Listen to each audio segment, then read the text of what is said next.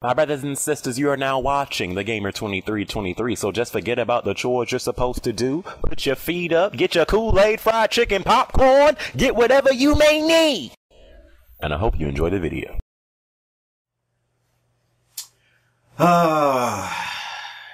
It's about that time of the year again, peoples. It is indeed about that time, winter is right around the corner, we're almost in 2016. This year has flown by with the freaking snap of the fingers. It's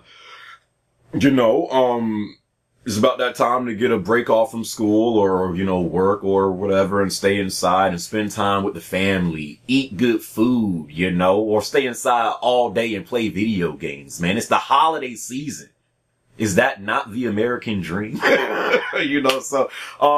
Most likely this is going to be the last time I do a vid on this topic, because I think I did one in 2014 and 2015. I think I'm going to end it right here with 2016, just for the people that have yet to, buy into getting a next gen console, if it's a PS4 or Xbox One. For whatever reason, you just might not have been impressed thus far with what you have seen from these consoles. And that is completely understandable, let's be honest, Or you might be waiting on a certain game to come out on the PS4 or Xbox One. For this vid, let's just keep it on those two consoles, because I don't own a Wii U. Let's just keep it with PS4 or Xbox One. So, if you have yet to, get a PS4 or Xbox One, hopefully in this vid I can kind of, make your decision a tad bit more, easy, and let's be honest, there is no better time than now, especially if you don't have a PS4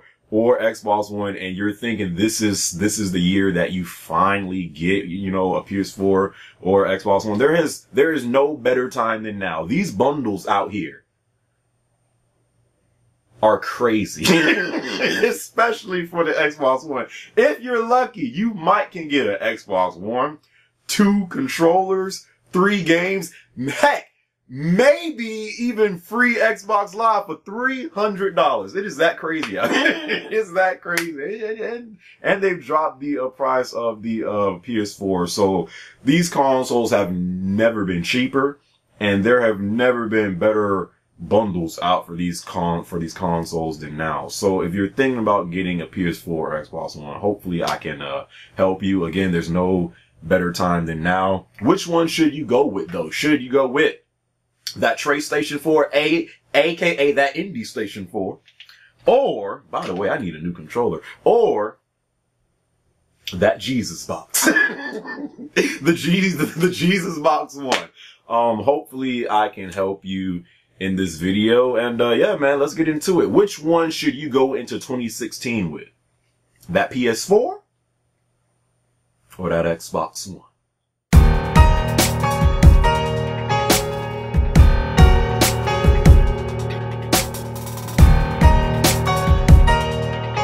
Alright, so getting into a few of the specs for the PS4 and Xbox One. I mean, once you get inside both consoles, no console really has a huge advantage over the other. Both consoles for the most part are pretty much the same, but I will say there's been a lot of cases so far this gen to where a multi-platform game will come out on both the PS4 and Xbox One. And more often than not, a lot of these games, for whatever reason, either perform better on PS4 or look better, so there's been a lot of times where a game will come out and you can get it on both the PS4 and Xbox One, and on PS4 it'll run at 1080p, and on Xbox One it'll be at 900p, or it'll be at like 792p, and there's been a lot of cases like that so far. I mean, just with the recent release of Fallout 4, it performs better on the PS4. Both games drop, as far as frames goes, as far as the frame rate dropping, they both have, frame rate drops. But the Xbox One is set to drop as low as 0.5 frames per second, and it's just not the same on PS4. And it's been a lot, I can name a lot of cases with games that for whatever reason, they perform better on the PS4 as opposed to the Xbox One. Again, spec-wise, there's really not too much of a difference. There's not this huge factor that the PS4 has a huge advantage over the Xbox One. But a lot of times so far this gen, these multi-platform games, for whatever reason, perform and look better on the PS4. Getting into the cost. Again, like I said, man, there's really no better time than now to get a next gen console. I mean, just in the span of we've been in this gen for a little over 2 years now. The Xbox One used to cost $500 when it came out in late 2013, right? You can now get an Xbox One.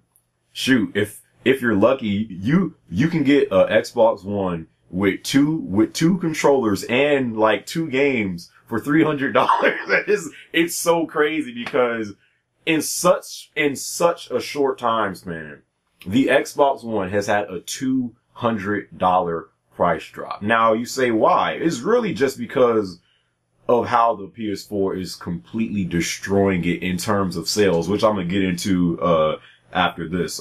But so the Xbox One has had a $200 price drop. You can now get one without the Kinect. When it first came out, it was said that it was said that the Xbox One would not work without the Kinect. Completely different now. You can buy a Kinect freeless Xbox One. They don't even advertise the Kinect as much as they used to. It's completely different. So, as far as cost, you can really get a lot of bang for your buck these days when it comes to the Xbox One. And the same for the PS4. The PS4 just had a recent price drop not too long ago. They didn't really need to because the PS4 is selling like hotcakes. But now, instead of $400, you can find a PS4, heck, even a PS4 bundle out there for $350. So both consoles, this gen is still pretty new, and both these consoles are pretty cheap,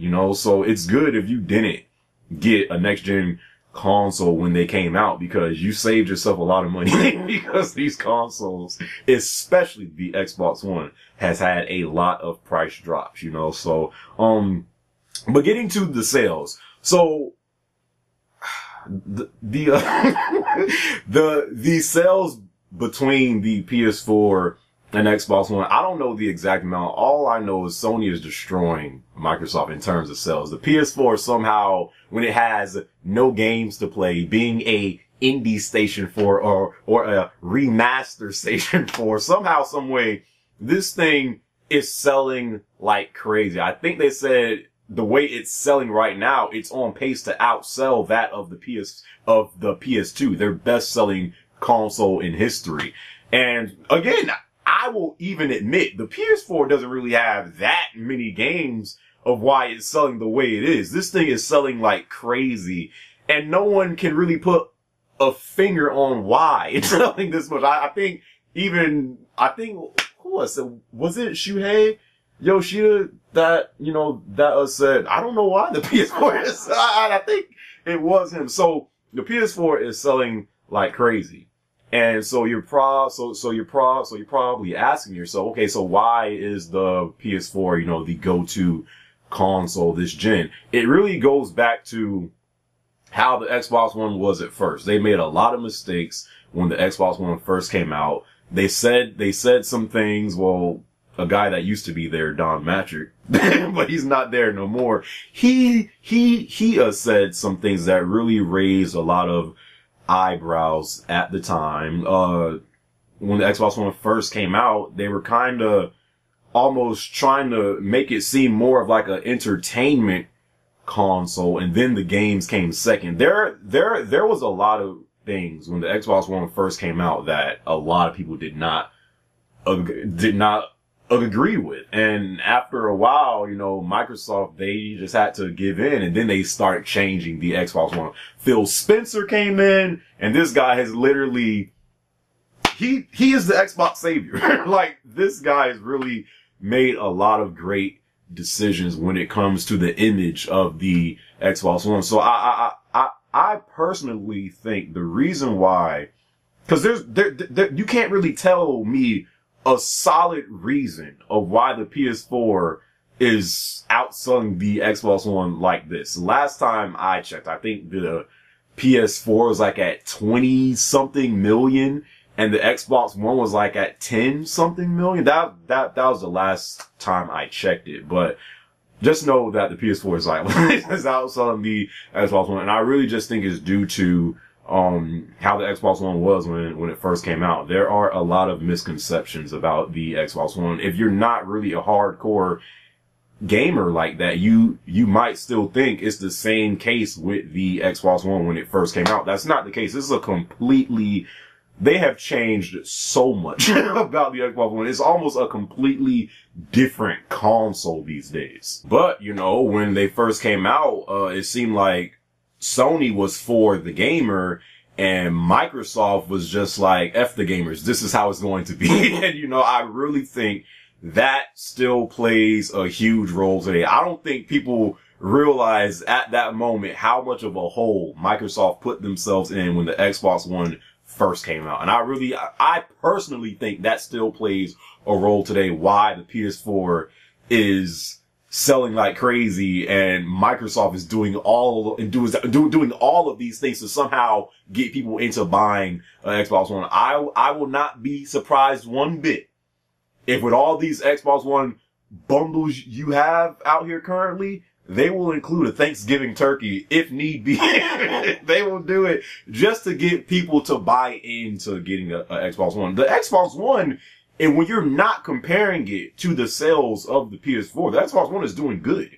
It really is. It's not until you compare it sales wise with the PS4. And I think that's why, you know, a lot of people think if you don't really, you know your things, you know, about the PS4 and Xbox One, and you're not into playing games like that, I think that's why a lot of people, the perception this gen seems like the PS4 is just a better console.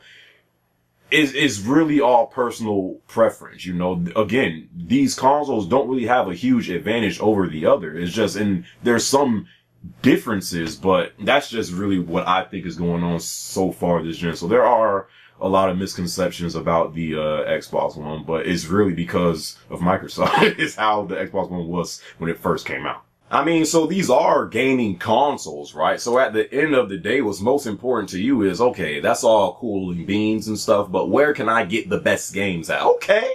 I was just trying to give you all the info, okay? So if you want to talk about games, I mean, both the Xbox One and PS4 this gen so far have had their share amount of exclusives, games that you can only get on that console. The PS4 has had Infamous, you know, it's had Killzone Shadowfall, it's had The Order 1886, it's had Until Dawn, it's had Bloodborne, which is my current game of the year, and Xbox One has had its set amount of exclusives. It's had Rise, Son of Rome, it's had Titanfall, it's had Forza, you know, it's had Sunset, it's had Halo 5, which just came out. It's had Tomb Raider, which just came out. You know, as far as right now, Xbox One just came out with Halo 5 and, Tomb Raider and stuff like that. The PS4, the exclusives don't really come back for that until 2016 and early 2016. You know, that's when Uncharted and the stuff come out. But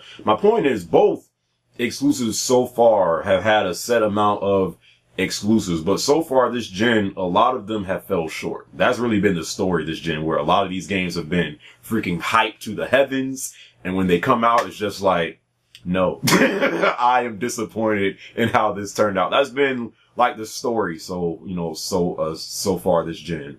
A lot of disappointment when it comes to these games. But there's been like, you know, 1, 2, or 3 titles that you can name on both the Xbox One and PS4 that actually did live up to expectations. So really what's important at this point is the future. What does the future hold in terms of exclusive games on Xbox One and PS4? Now again, in terms of right now, Xbox just came out with Halo 5, you know, their flagship title. When you think Xbox, you think Halo.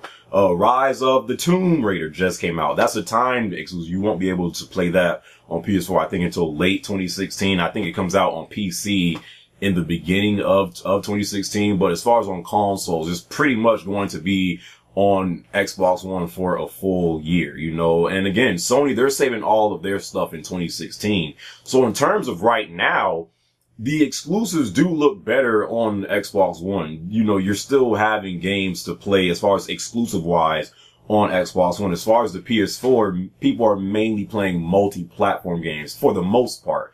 Again, they're saving all of their stuff in 2016. And once we do get into 2016, I mean, again, it's a toss-up. It's all personal preference at the end of the day. But for me, I'm liking the exclusive lineup for the PS4 more than the Xbox One. So the Xbox One, it has Quantum Break in 2016, which I'm very excited for. They have Gears of War 4. I'd say right behind Halo. Gears is like their next big title. So that's Gears of War 4.